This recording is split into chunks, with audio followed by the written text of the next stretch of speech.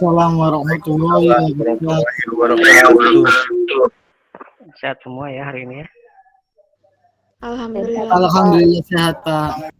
Oh ya, baik. Saya izin melanjutkan materi teman-teman. Oke. Apakah sudah tampil slide presentasinya? Sudah Pak.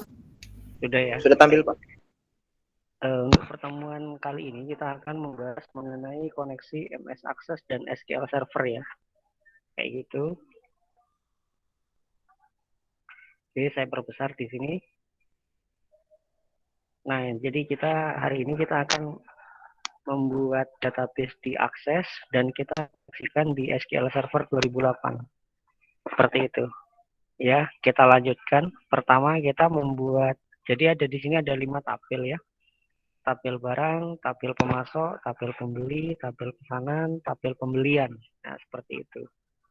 Pertama teman-teman, nah di sini kita ada tabel barang, di mana tabel barang yang digunakan untuk mengolah data barang, di sini kita menggunakan kode ID barang ya, ID barang sebagai primary key ya, dengan tipe data sotek, file size-nya 6, deskripsinya kode barang. Ada NM barang, sotek 25, nama barang, varian, sotek 10, varian barang, harga beli kita menggunakan currency. Kenapa menggunakan currency? Karena di sini ada nilai ininya, nominalnya ya. Ya, berapa rupiah ya, seperti itu ya.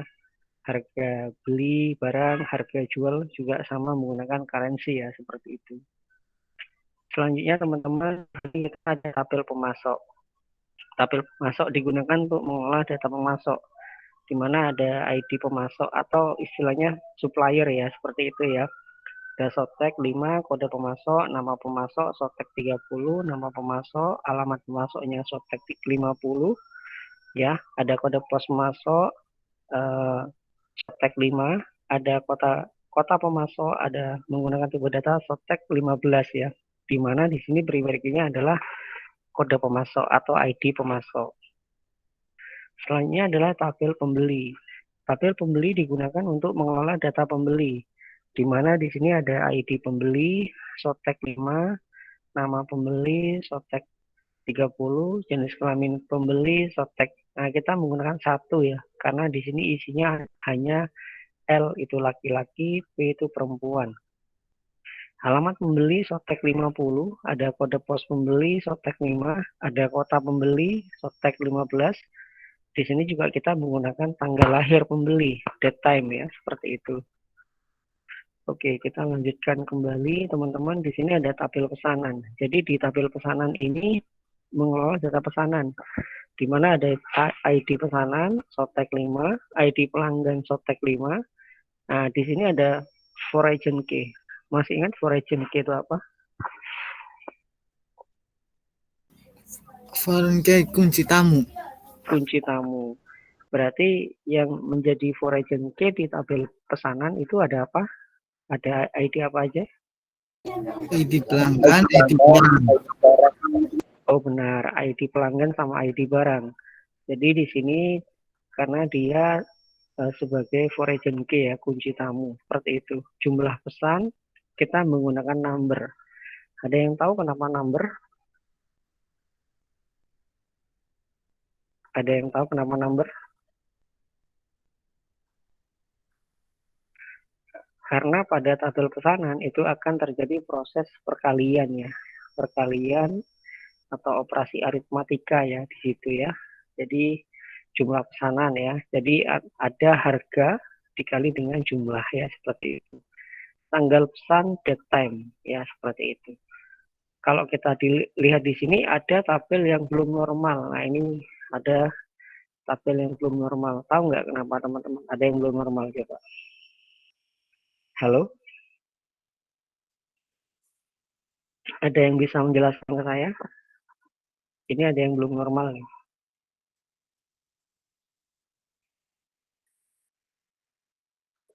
Bisa mendengar suara saya? Dari berapa? 41 ya. 41 mahasiswa bisa mendengar suara saya? Ada yang belum normal di sini? Yang mana?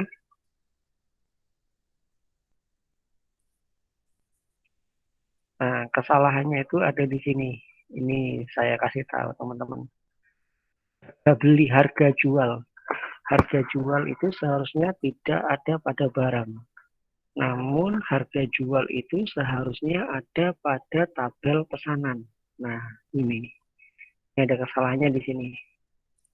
Jadi seharusnya di tabel pesanan ini adalah harga jual ya. Paham maksud saya? Oh, paham, Halo? Pak. Paham, Pak. Jadi di mana ada harga dikali dengan jumlahnya. Nah, seperti itu. Jelas ya maksud saya ya? Jelas, Pak. Paham, Pak. Baik, baik. Lanjut teman-teman. Di sini ada tabel pembelian juga sama. Nah, di tabel pembelian ini juga seharusnya ada harga beli. Nah, jadi harga itu adanya kalau di barang itu dia, jadi harganya ada dua ya. Ada harga pembelian, ada harga barangnya. Jadi kan biasanya tuh antara harga yang dulu sekarang dengan harga yang sekarang kan nggak sama ya. Ada harga aktual gitu, aktual yang terbaru. Contohnya kita membeli barang handphone atau apa misalkan. Harganya sekarang dulu harganya 1 juta. Ternyata sekarang harganya 1.500.000 atau 1.300.000. Harganya ada perubahan. Jadi kita bisa mengetahui historinya. Kalau harganya hanya dikasih satu, itu nanti historinya kita tidak tahu gitu maksudnya. Jadi harganya itu harusnya ada dua, ya. Jadi ada harga pembelian ketika pas barang itu datang. Nah, kalau dijual sekarang itu kira-kira harganya berapa ya, laku berapa ya. Jadi ada historinya seperti itu. Paham teman-teman? Paham, Pak. Baik. Tabel pembelian untuk mengenal data pembelian ya, ada ID Nah, di sini yang jadi kunci tamunya apa ya, Pak? File name apa? Kunci tamu berarti ada ID barang, ID oh baik, ada ID barang, ada ID pemasok ya, benar ya, seperti itu. Baik, saya lanjutkan. Tanggal beli dia menggunakan date time ya, seperti itu. Ini ada relationship ya, kita menghubungkan antara ID barang dengan ID barang yang ada di tabel barang dan juga di tabel pesanan ya. Di sini teman-teman menggunakan ini di checklist semua ya, cascade ya, seperti itu. Nanti tekan tombol OK ya. Nah, seperti itu. Nah, nanti kita membuat relasinya juga seperti ini. Nah, untuk lebih jelasnya, mari kita kerjakan ini untuk form barangnya. Kita langsung praktek, teman-teman. Nah, silakan teman-teman membuat buka MS Access-nya ya. Kita buat create ya. Create tabel ya di sini, create tabel. Nanti disimpan dengan nama barang. Nah, nanti tolong disesuaikan di sini ya. Ada ID barang, nama barang, varian, harga beli, harga jual. Yang ini sementara disesuaikan dengan ini nggak apa-apa. Namun tadi yang saya sampaikan di sini ada kesalahan ya. Dari sisi normalisasi ini tidak normal. Kenapa? Karena harga jual itu ada ketika ada pesanan ya, seperti itu ya. Termasuk harga beli itu ada dua. Ada harga beli yang sifatnya itu ketika awal, mungkin ketika barangnya itu ada update harga aktual, itu ada perubahan harga. Nah, kayak gitu. Dengan barang yang sama, ada kemungkinan nggak itu terjadi? Contohnya saya membeli kertas satu HVS atau A4, satu rim harganya dulu 40.000. Dengan barang yang sama di waktu 1 minggu ternyata ada kenaikan harga. Jadi 50.000. Nah, berarti kan ada selisihnya, selisih 10.000. Nah, itu per item pembelian itu kita punya historinya seperti itu. Paham ya teman-teman ya? Halo? Iya, Pak. Baik, baik. Tabel pemasok juga sama ya. Tabel pemasok juga sama. Ini diisi suppliernya.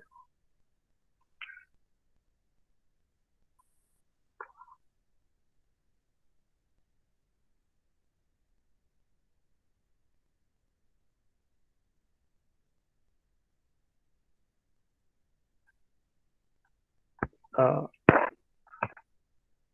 ada yang belum join ya. Jadi saya keluar dulu ya. Oke, saya lanjutkan kembali ya. Sudah tampil? Sudah, Sudah Pak. Pak. Baik. Ini ada dua. Ini karena kemarin buat uji coba, ini saya hapus. Kalau seandainya teman-teman mau hapus ya diklik aja, klik delete aja di sini. Kayak gitu ya. Oke. Ada pembelian, ada pesanan ya. Jadi ada pembeli, di sini juga kita buat, kita open view. Nah, kayak gini ya. Open view, ada pembelian juga sama. Ada pesanan juga sama di situ. Nah, setelah semuanya kita buat sesuai dengan yang ada di slide presentasi, baru kita isi. Jadi masing-masing ini diisi.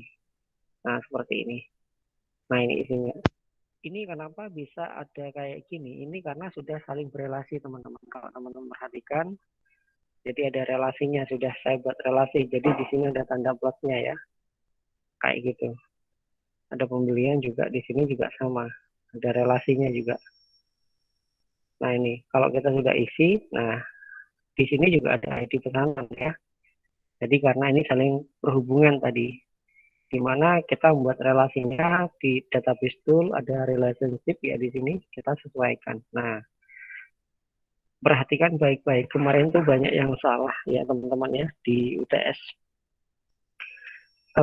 Perhatikan, ini ada tabel barang, ini ada tabel pembelian, ada tabel pesanan, ada tabel pembeli, ada pemasok. Berarti di sini satu pembeli memesan banyak, boleh memesan banyak, boleh? Halo? Boleh, Pak. Boleh ya.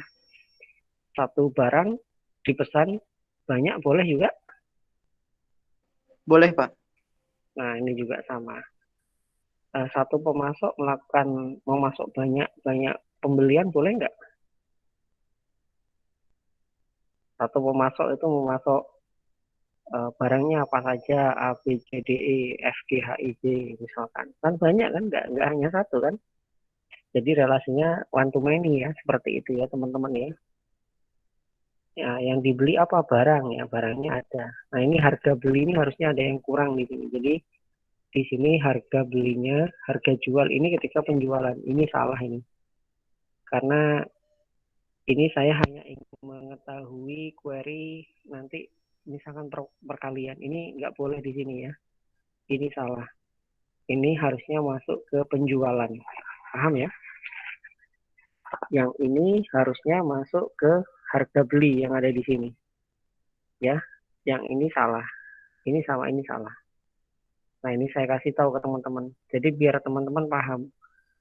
Namun harga beli yang ada di sini itu harga beli yang terbaru. Jadi ada harga beli aktual, ada harga beli yang awal. Tadi kan saya kasih tahu contohnya. Saya membeli kertas HVS 1 ring, harganya 40.000 di sini pembelian.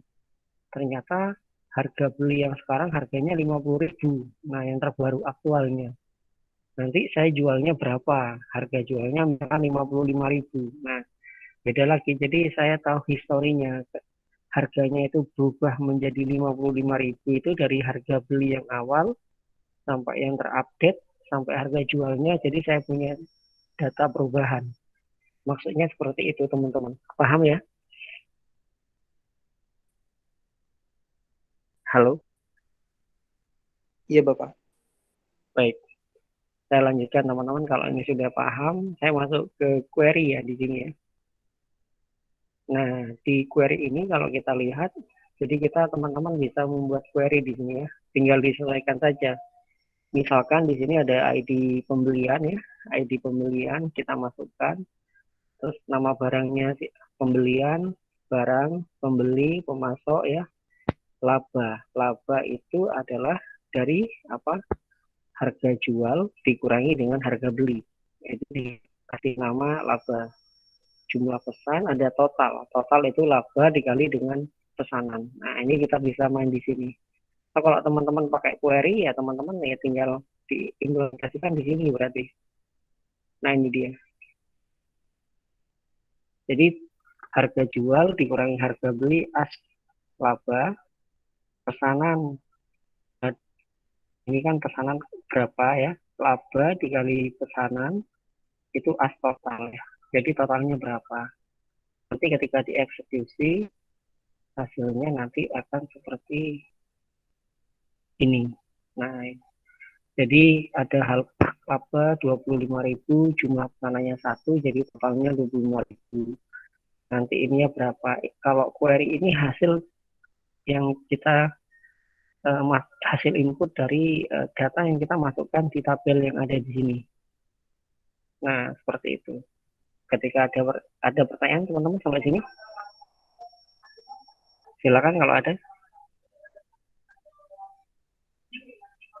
Ada tidak pertanyaan?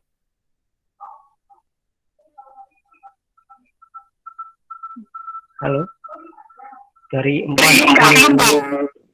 belum ada ya? Baik.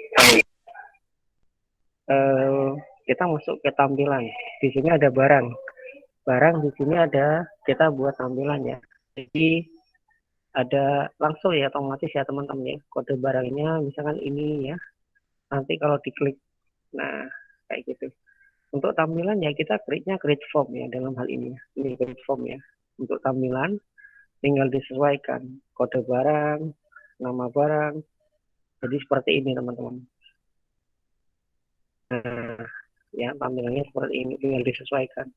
Ada kode barang, nama barang, varian, harga beli, harga jual. Namun yang ini tadi saya sampaikan ada kesalahan ya. Yang ini isinya ya. Isinya dari kode barang.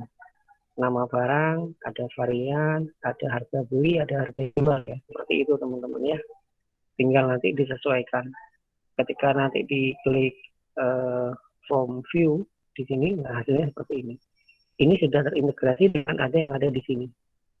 Jadi kalau kita klik, ya itu ganti sendiri ya teman-teman. Seperti itu. Jadi juga dengan pemasok sama. Oke, sampai sini dari tabel, query, sampai form. Ada pertanyaan? Silakan kalau ada. Ada pertanyaan teman-teman? Untuk MS Access? Sudah jelas ya?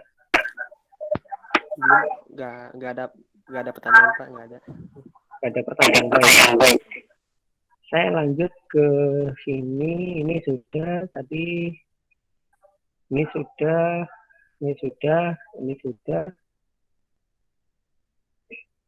Nah, sekarang teman-teman kita belajar yang namanya ODBC, Open Database Connectivity ya. Sebentar teman-teman ya.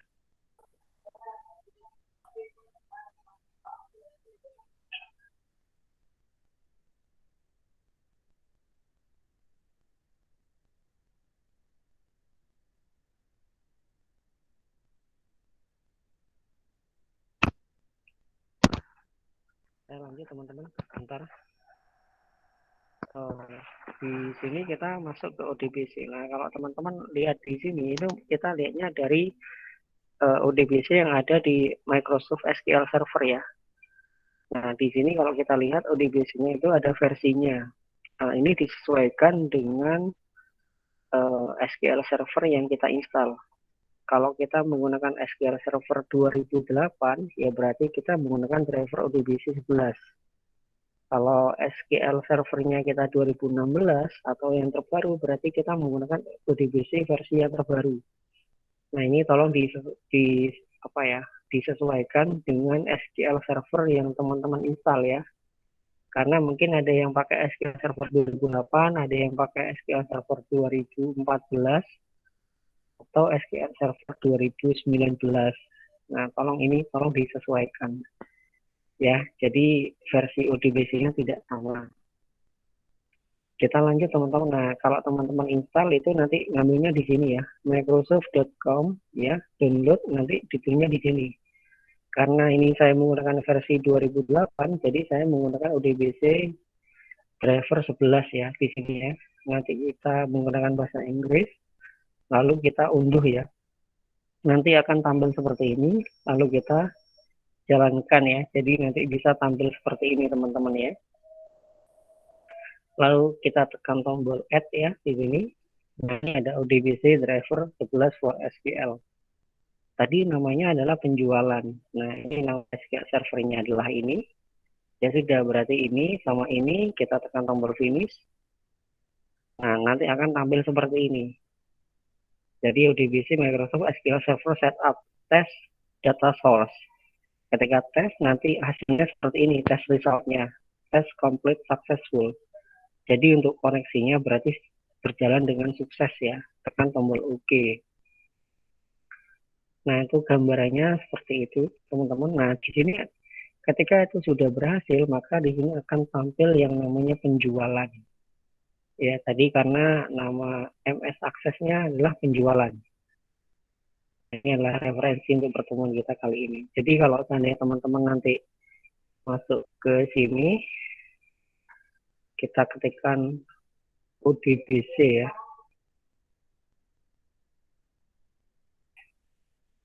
Oh, nggak mau dia. DBC di sini. Nah, ini dia. Nah, ini dia. ODBC. Nah, di sini teman-teman klik ya, Bu. Terima kasih. Diklik add di sini. Nah, teman-teman pakai yang ini ya, DBC. Tekan finish. Nah, teman-teman ketikkan di sini penjualan. Seperti ini. SQL-nya dia menggunakan yang SQL Server yang disesuaikan dengan yang sedang berjalan di komputernya ya. Ini masih menunggu ya. Jadi kalau saya nanti seperti ini teman-teman. Oke, tekan tombol finish.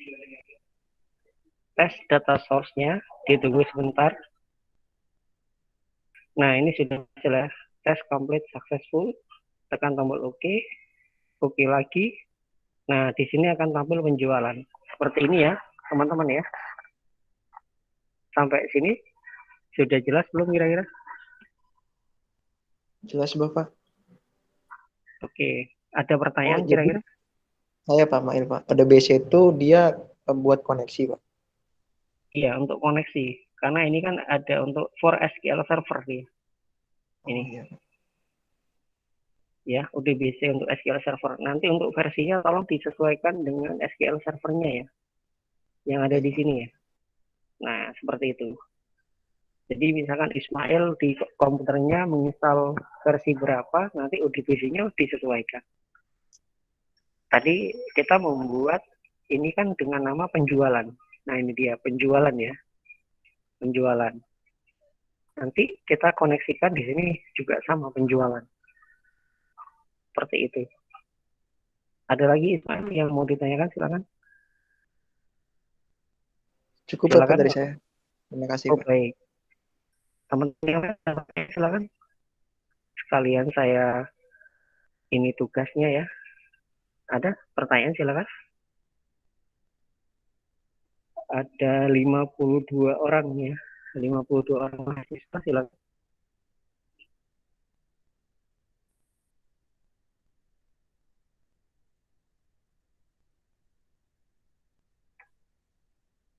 Ada pertanyaan silakan. Untuk tugasnya teman-teman nanti bisa mengerjakan secara kelompok ya, sama. Ada tugas individu sama kelompok. Tolong nanti dibuatkan tabel barang, tabel pemasok, tabel pembeli, pesanan, pembelian. Seperti yang saya sampaikan tadi revisi ya. Ada penjualan, nama ketua kelompoknya siapa ya. Kayak gitu. Atau ini diganti dengan nama masing-masing mahasiswa aja. Jadi dikumpulkan dalam satu, kan kita kelompokan, namun dikumpulkan masing-masing, namun dikasih nama penjualan, terus nama masing-masing mahasiswa ya, seperti itu ya. Isikan data tabel minimal 5, buat relasinya, jangan lupa dikasih agregat nilai. Yang dimaksud dengan agregat nilai itu dengan ada query yang tadi. Jadi ada query di sini, kita ada agregat nilai teman-teman ya. Jadi ada, nah ini dia perkalian ya, ada sum misalkan nanti ya, atau ada average ya, silakan nanti disesuaikan dengan teman-teman nanti mencarinya seperti apa. Terus buat koneksi, nah ini berarti kalau koneksi ya yang versi yang ada sesuai dengan komputer atau laptopnya masing-masing diinstal SQL Server versi berapa ya, seperti itu. Nah oke, seperti ini. Ada lagi pertanyaan silakan teman-teman kalau ada pertanyaan. Ada pertanyaan dari 52 orang ya. 52 orang ini silakan. ini saya stop dulu, sekalian saya capture satu-satu ya.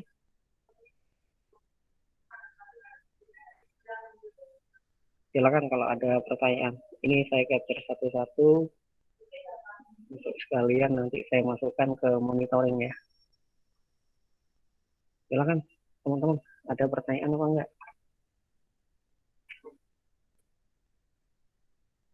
Tentang tugas, tentang nilai mungkin? Atau tentang apa? Tentang apa?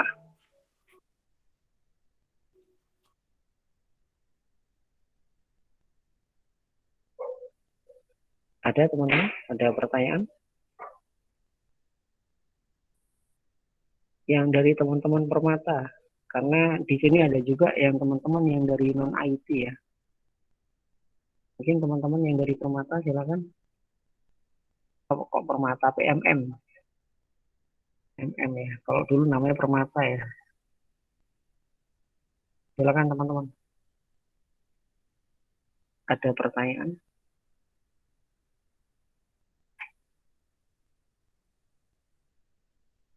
Saya capture.